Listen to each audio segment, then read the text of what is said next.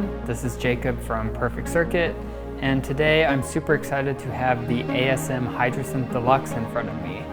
The supercharged, super deluxe, expanded version of the amazing Hydrasynth synthesizer. In this video, I'm going to go over 5 of my favorite tips for sound designing on this incredibly capable instrument. Of course, there are a lot of different things you can do on here, but these are some of my go-to tricks when I'm looking for inspiration. Some of the tips involve some extended performance patches, and if you're curious to see what those sound like on your own instrument, as well as some others from my personal collection, there's a link down in the description below where you can grab these patches for yourself and load them up on whatever model of the Hydrasynth you might have. Now, if you're new to the Hydrasynth and these tips are a little too niche or you're just not sure what's going on, my colleague Ryan posted a video on our YouTube channel where he goes over the oscillators and the mutators in extensive depth. So that would be a great starting point for anyone that's new to the Hydrasynth. There were some new features and things that have been added since then, but that video is still a solid reference point for anyone that's curious about what you can do on this thing.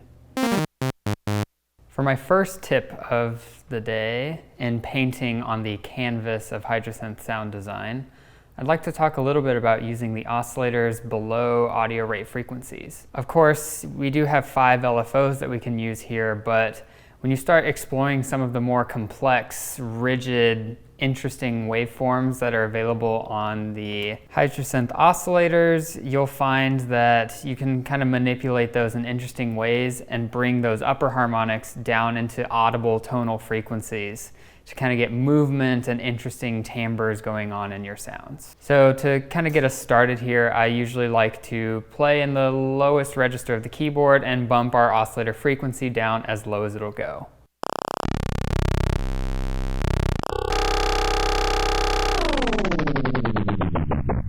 So that'll get you pretty low already, but if that's not low enough for you, something I like to often do is assign an envelope that I'm not using to use it as sort of just a negative offset onto the pitch to just bump it down even further.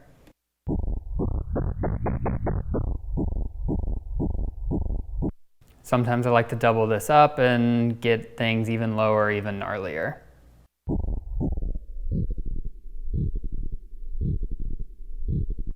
So once you're kind of in this territory, you can then explore the different waveforms. Hydrasynth offers over 200 of them for their oscillators, and you can kind of get interesting, noisy, vibrato-like things or just weird, gurgly textures, which are super fun.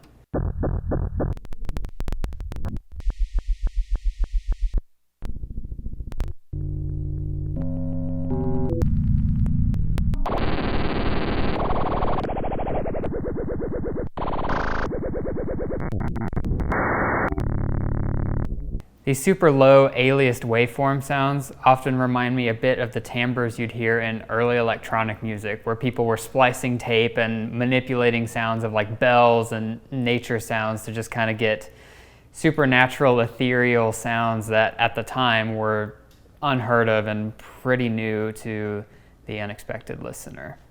If you want to take this a step further, activate wave scan mode on one of your oscillators and begin scanning through the different waveforms to morph between timbres and sounds at an instant.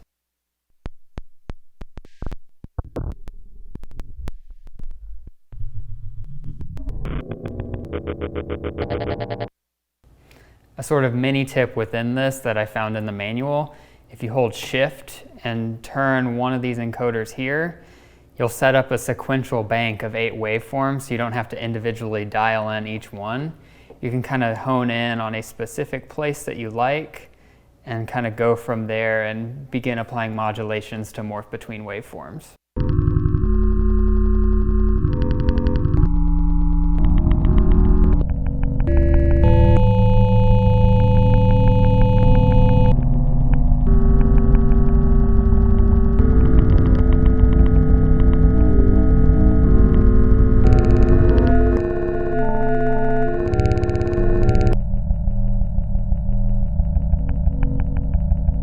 Of course, then from there you can apply mutators to apply FM, sync, all sorts of other things to just kind of even more variations upon those sounds, and then you have the filters and effects, and it's just super cool and a lot of fun to explore this. This is a patch that I prepared beforehand to kind of showcase this idea of using the oscillators below audio rate and using that as a jumping off point to expand upon the patch, apply effects, and do other things.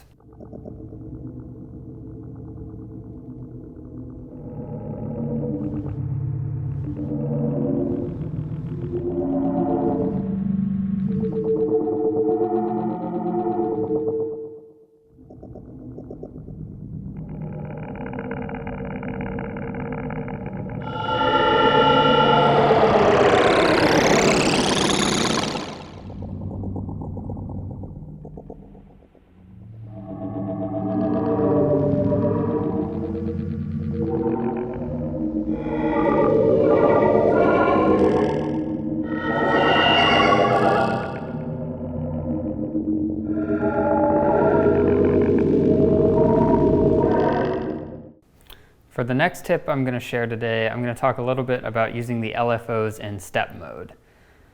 One of the common critiques I hear about the Hydrasynth is that it doesn't have an onboard sequencer, which in a way is true. It does have the arpeggiator, but it doesn't have a dedicated step sequencer of sorts. However, if you dive into the LFOs, you will find a step mode in there, which you can use to develop step sequences up to 64 steps in length.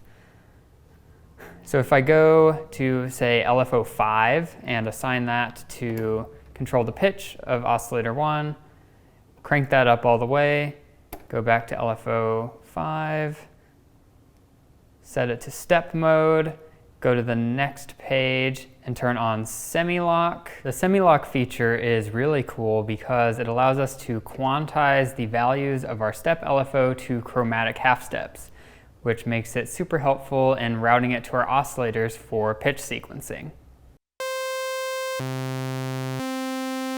Of course, we can go in here and we can set our various steps to whatever values we'd like. But a tip I found in the manual that's pretty cool is you can actually hold down these control buttons and play notes within the 2 octaves around middle C, and you can just super quickly dial in the notes that you want. This alone is super handy, but if you go in and you combine this with the arpeggiator, you can get even more complex interactive sequences going. I find it's helpful to turn up the release time of your amplitude envelope so that the gate of the arpeggiator doesn't cut off your notes before the sequence completes.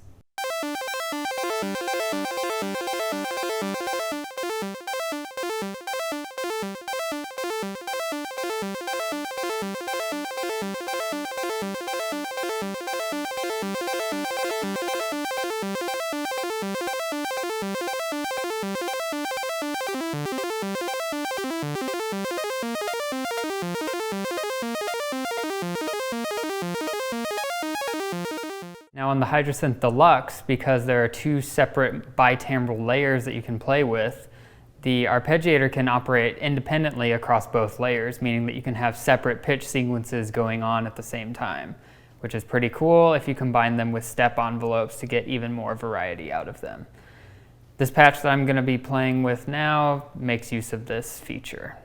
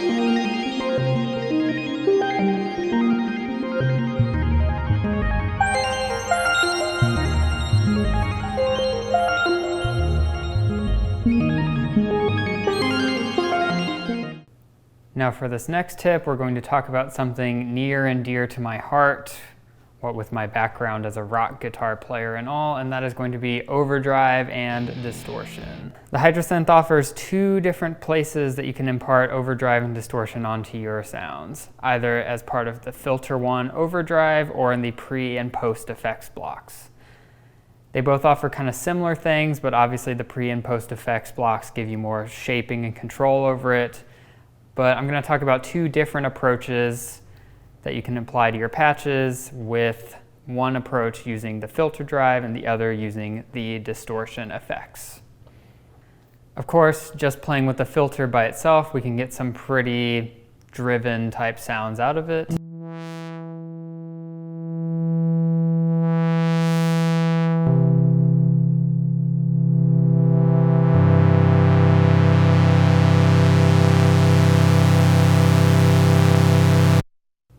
Just as with analog distortion, you can get interesting effects going if you apply sub-audio frequencies to your overdrive.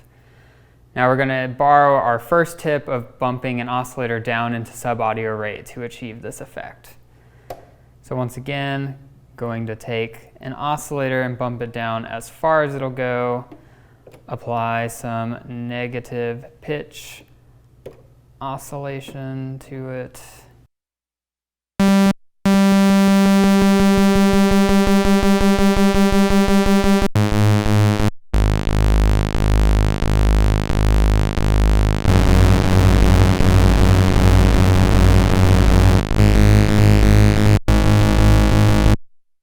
If you want more consistency in your sort of beating and modulation that's going on here, you can turn off keyboard tracking on the oscillator you're using to impart this effect.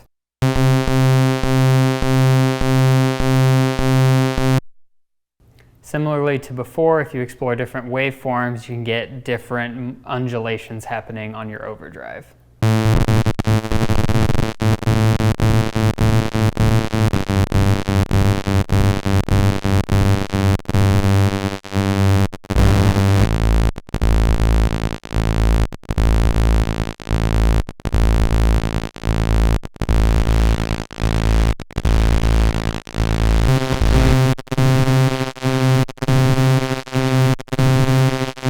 Now I'm going to showcase a patch I designed that employs this effect to give it a sort of broken tape deck kind of vibe.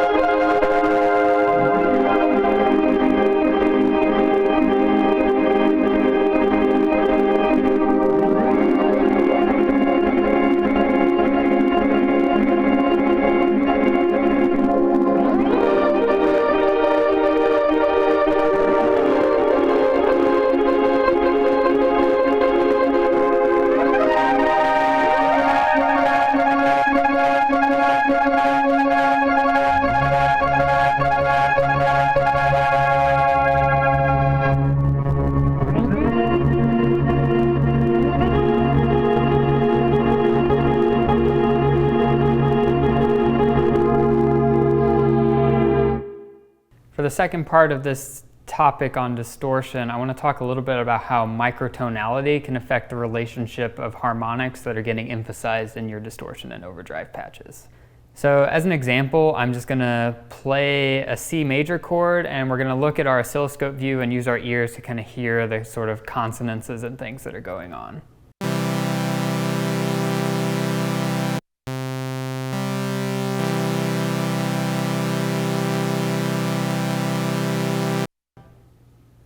So you can kind of hear that, it's obviously a major chord. It sounds very pleasing, optimistic, as major chords tend to sound. But if you looked at our waveform view, you'd notice that as soon as I play the third, you get some wiggly motion happening in the waveform.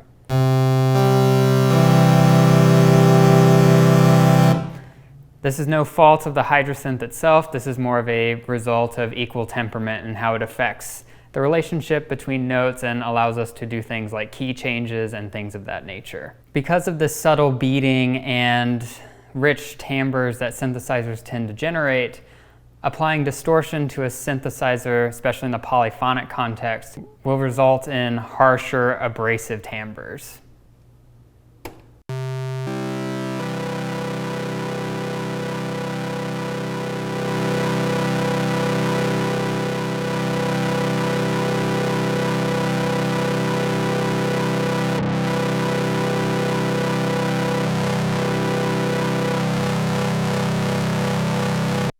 So obviously you hear this sort of like pulsating type sound that's going on, but if I change our tuning system to just intonation, that beating sort of sound that you hear goes away. So now what I'm going to do is I'm going to latch our C chord and scroll through the voice menu to find our just intonation tuning, and you'll hear the difference as I turn and activate that scale and then replay the chord. You'll hear the sort of undulation going on disappear.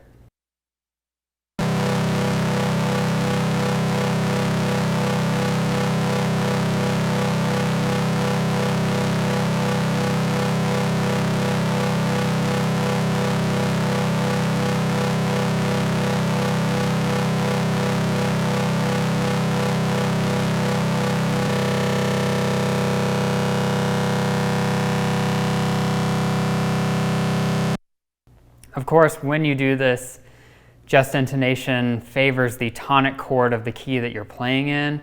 So while the C major chord may sound more stable in its distortion that's being applied to it, other chords may or may not be as resounding in their distortion stability.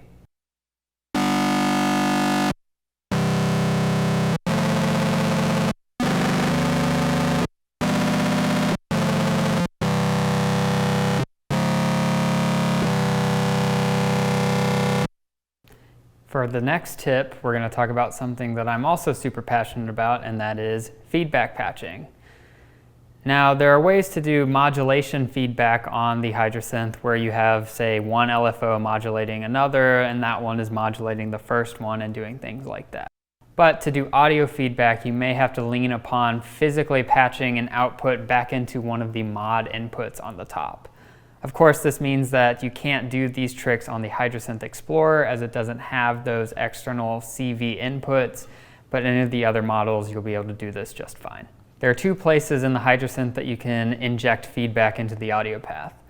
The first is within the mutators as an FM modulation source.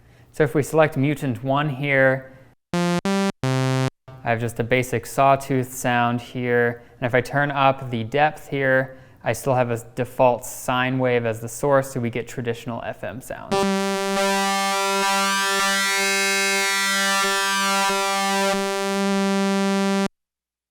But if we scroll through here, we'll see we get other waveforms, the other oscillators, the ring mod noise, mutators, and then also we get the modulation inputs too.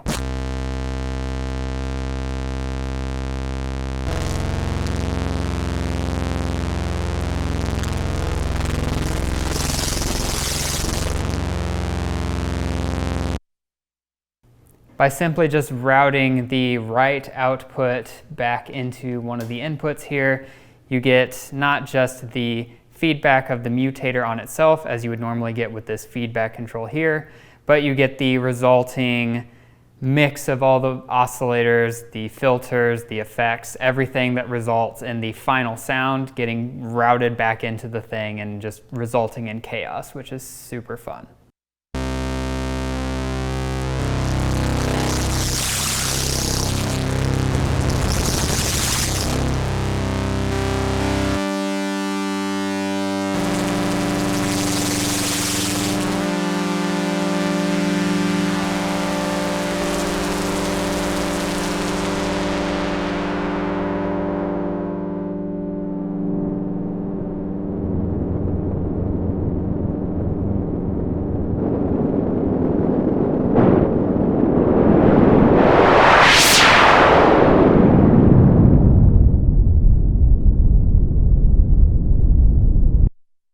Aside from the mutators, the other place you can bring audio into the Hydrasynth is within the ring mod section.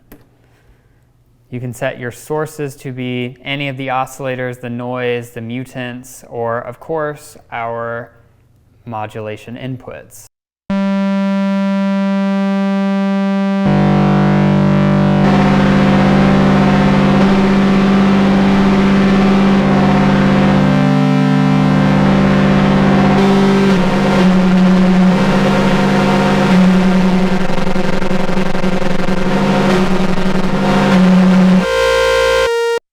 So just as with exploring feedback in the analog realm with pedals, modular patches, things of that nature, every effect or part of the Hydrasynth will result in a different thing happening as part of your feedback loop.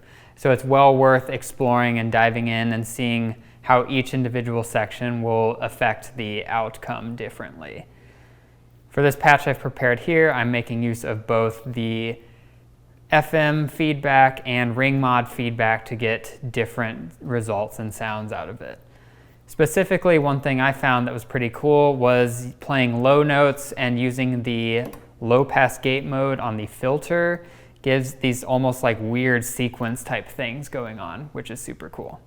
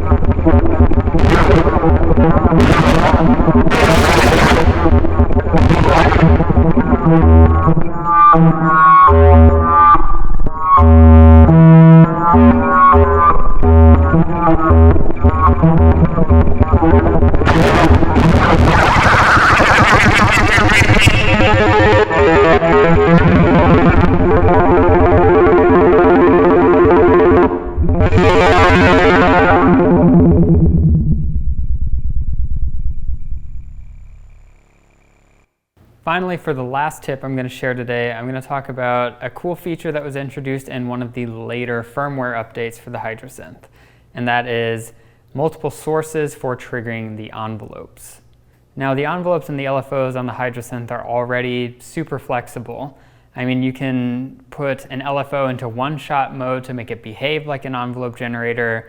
You can set the envelopes to loop as if they were LFOs, so the strict definition of what is an LFO and what is an envelope generator is already pretty murky. However, the envelopes themselves offer a unique feature in that you can define up to 4 different sources to trigger them. So if we hop into, say, envelope 5 here and scroll through the different pages, on page 3 we'll see we get to the trigger source 1, 2, 3, and 4. Now, of course, the default is to have the envelope triggered when you play a note. But there's a number of other sources too, such as the LFOs, the sustain pedal, the ribbon, the mod inputs, etc. One thing I really like to do to get these sort of generative type patches going is to assign the LFOs to trigger the envelope. And when you start employing things like envelope fade-in times and offsetting the start of the LFO and phase manipulation, you can get these very dynamic things going on very quickly. So if, for example, I set the 4 trigger sources to the LFOs and then assign this envelope to like oscillator 1's, not pitch, how about its wave scan? Yeah, that's good. And then we go actually turn on wave scan mode, edit this, just choose some waves. Now let's actually get an interesting envelope shape going here. Modify our LFO rates so they're all kind of running at different speeds.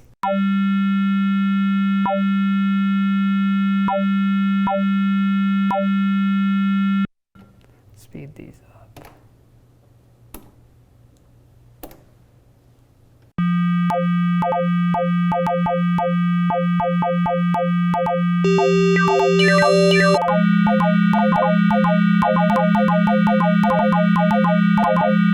Of course, you can then go into the other envelope features, changing the curve of your envelope, changing the number of times it might loop.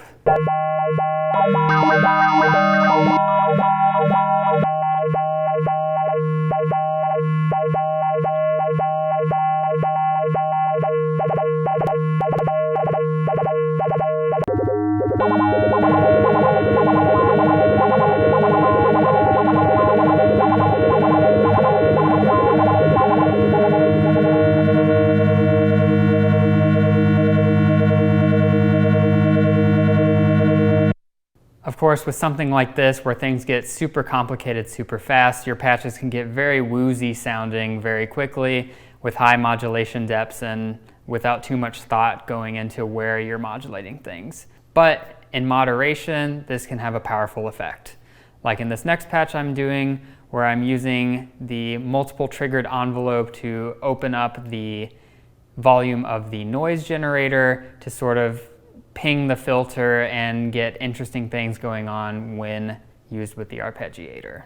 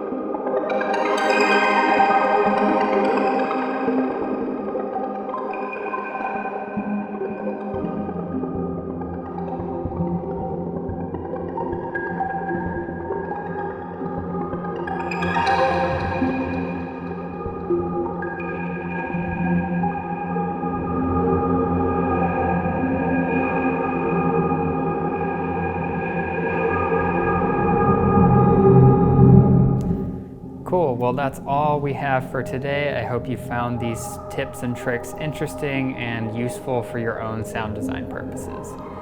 As a reminder, if you want some of these patches for yourself, you can find a link in the description below where you can grab these patches and load them up onto your own Hydrasynth. And in the comments, let us know what things you like to try on the Hydrasynth or any synthesizer when you're designing patches of your own. Thanks for watching.